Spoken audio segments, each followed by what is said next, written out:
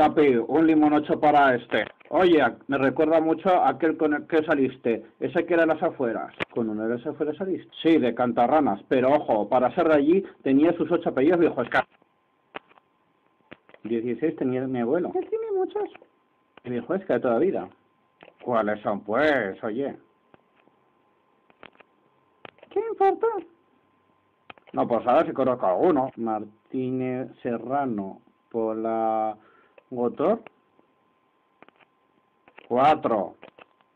Y por parte de madre, Miguel y portero.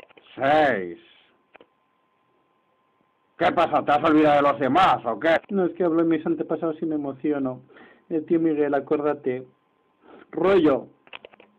Hombre, el apellido del rey. Sanz. Sanz no es viejo escano. Sanz es de Torrijo. Pero sí es más viejo escano que el Charlie. Es menos viejo escano que los guiris del Poz.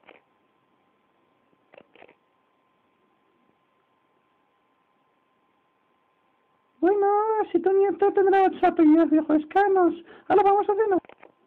Bueno, pero como este Sanz, igual se pide zomitos.